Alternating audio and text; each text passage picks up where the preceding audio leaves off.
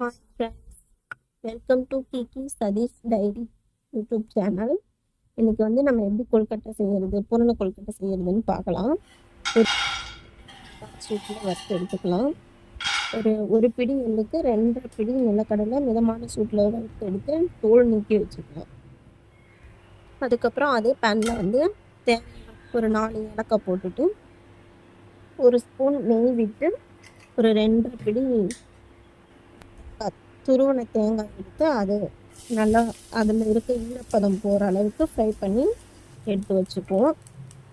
அதனோட ஈரப்பதம் இல்லாத அளவுக்கு நம்ம வறுத்துட்டோம்னா ஒரு 1 மந்த் வரைக்கும் நம்ம ஃப்ரிட்ஜில் ஸ்டோர் பண்ணி பூரணத்தை யூஸ் பண்ணிக்கலாம். எல்லாத்தையுமே இப்போ ஒன்றா சேர்த்து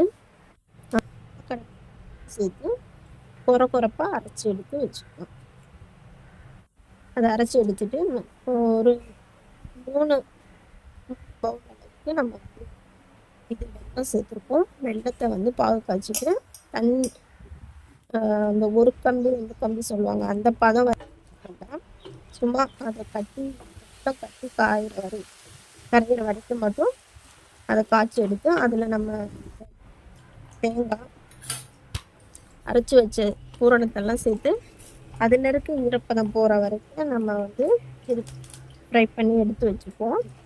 அதுக்கப்புறம் பார்த்திங்கன்னா 3 பவுல் தண்ணி ஊற்றி அதில் வந்து நம்ம வந்து கோதுமை மாவு கொஞ்சமாக ஆட் பண்ணுறோம். எதுக்காகனா அந்த பச்சரிசி வந்து ட்ரை ஆகாமல் இருக்கிறதுக்கும் கொழுக்கட்டை பிடிக்கும் போது உடையாமல் இருக்கிறதுக்கும் நம்ம அந்த வந்து கோதுமை மாவு கொஞ்சம் சேர்த்துப்போம். கட்டிப்படாமல் இந்த மாதிரி இது பண்ணி எடுத்துக்கணும்.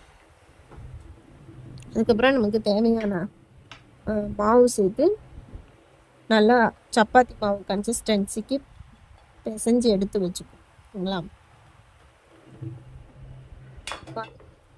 கட்டிப்படாமல் நம்ம மிக்ஸ் பண்ணி எடுத்துக்கிறோம். எனக்கு கொஞ்சம் தண்ணி அதிகமாகிட்டனால அடுப்பில் வரைக்க வச்சு இன்னும் கொஞ்சம் மாவு ஆட் பண்ணி நான் கொஞ்சம் நல்லா மிக்ஸ் பண்ணி எடுத்துக்கிட்டேன். அதுக்கப்புறம் ஒரு ஸ்பூன் எடுத்துகிட்டு இந்த மாதிரி நல்லா மிக்ஸ் பண்ணி எல்லா மாவும் அந்த கடைசியாக கொஞ்சம் எக்ஸ்ட்ரா மாவு ஆட் பண்ணிட்டேன்.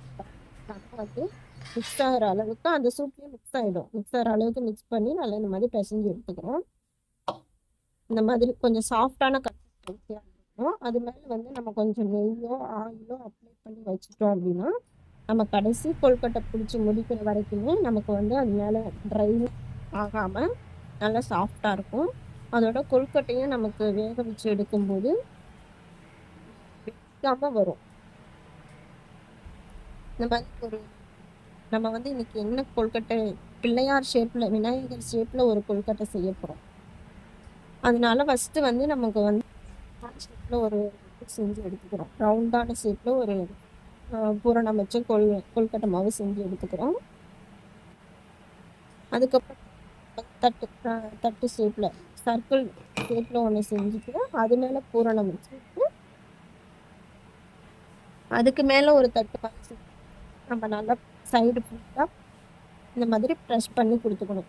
இந்த மாதிரி ப்ரெஷ் பண்ணி கொடுத்துட்டு அது மேலே சர்க்கிள் ஷேப்பை வச்சிடறோம். அதுக்கப்புறம் இந்த வந்து மோதகம் ஷேப் இருக்கு இல்லைங்களா, இதை எடுத்துட்டு இதில் பூரணம் வச்சு அதோட தலையோட கொண்டு வர்றதுக்காக மோதகத்தில் நம்ம வந்து வச்சு பூரணம் வச்சு அந்த தலை ஷேப் கொண்டு வர போகிறோம். ஓகேங்களா. இந்த மாதிரி பூரணம் வைக்கிறதுக்கு ஒரு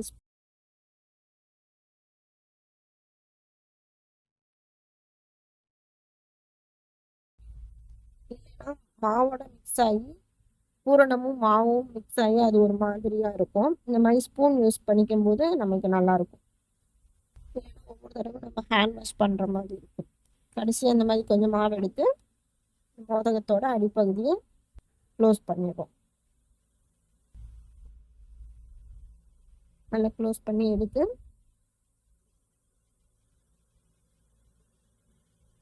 இந்த மாதிரி பிரித்து எடுக்கும்போது நம்ம ஆயில் அப்ளை பண்ணும்போது இந்த மாதிரி பிரித்து எடுக்கிறதுக்கும் நமக்கு ஈஸியாக வரும். இப்போ இது பார்த்தீங்கன்னா விநாயகரோடைய அந்த தலை ஷேப்புக்காக அதை வச்சுருக்கோம். அதுக்கப்புறம் வந்து ஒரு 4 இது வந்து உருண்டையாக நீல வாட்டத்தில் நம்ம செஞ்சு எடுத்து அது வந்து காலுக்காக 2 கால் 2 கைக்காக நம்ம யூஸ் பண்ணிக்கலாம். ஃப்ரெஷ்ஷான தென்னை மட்டை குச்சி இருந்ததுனால நான் அதை எடுத்து யூஸ் பண்ணிக்கிறேன். உங்ககிட்ட டூத் பிக் இருந்தால் கூட நீங்கள் அதை யூஸ் பண்ணிக்கலாம். இந்த மாதிரி வைக்கும்போது நம்ம எடுத்து ஈஸியாக இட்லி சட்டியில் வைக்கிறதுக்கும் திரும்ப இட்லி சட்டிலேருந்து வெந்ததுக்கப்புறம் எடுக்கிறதுக்கும் நமக்கு ஈஸியாக இருக்கும். அதுக்கப்புறம் 2 காது சின்னதாக சர்க்கிள் ஷேப்பில் செஞ்சுட்டு அதுக்கப்புறம் நம்ம காது ஷேப்பில் செஞ்சு இந்த மாதிரி வச்சுக்கலாம். ஒட்டாது இல்லைங்களா? அதுக்கு வந்து என்ன பண்ணுறோம், நம்ம ஆல்ரெடி கோதுமை மாவு கரைச்சி வச்சுருந்தோம்ல, அதை லைட்டாக அப்ளை பண்ணி நம்ம அதில் ஒட்டி விடும்போது நல்லா ஒட்டிக்கும். அதுக்கப்புறம் இந்த மேலே வந்து கோபுர மாதிரி விநாயகருடைய தலைக்கு மேலே வந்து கோபுர மாதிரி ஒரு அமைப்பு இருக்கிறதுக்காக சின்ன சின்ன உருண்டையாக ஒரு 2 உருண்டை உருட்டிட்டு அதுக்கப்புறம் அதே ட்ரையாங்கிள் ஷேப்பில் செஞ்சு நம்ம வச்சுக்கிறோம். கண்ணுக்காக பார்த்தீங்கன்னா 2 மிளகு எடுத்து வச்சுக்கிறோம். சரிங்களா?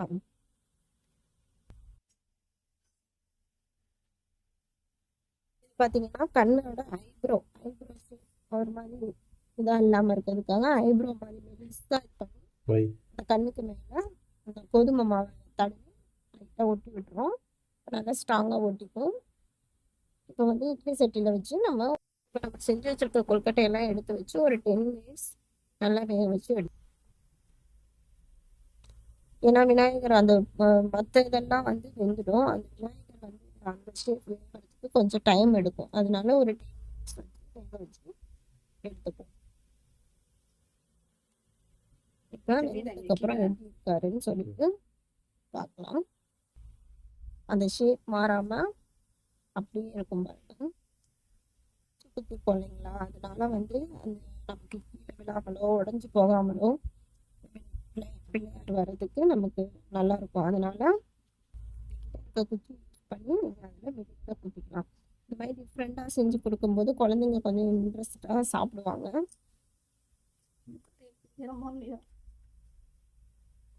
இப்போ நம்ம செஞ்சு வச்சுருக்க கொழுக்கட்டை எல்லாத்தையுமே எடுத்து இட்லி சட்டியில் வச்சிடலாம். வச்சு க்ளோஸ் பண்ணிவிட்டு பார்க்கலாம். ஓப்பன் பண்ணதுக்கப்புறமும் ஷேப் அப்படியே தான் இருக்குது, நமக்கு உடஞ்சி போகலை. இப்போ வந்து பூஜை ரூமில் வச்சு இன்னைக்கு வந்து செவ்வாய்க்கிழமைங்கிறதுனால பூஜை ரூமில் வச்சு படைச்சிட்டு முருகருக்கும் சேர்த்து படைச்சிட்டு நம்ம குழந்தைங்களுக்கு சாப்பிட கொடுத்துடலாம். தேங்க்யூ ஃபார் வாட்சிங் my videos. Share and subscribe my channel.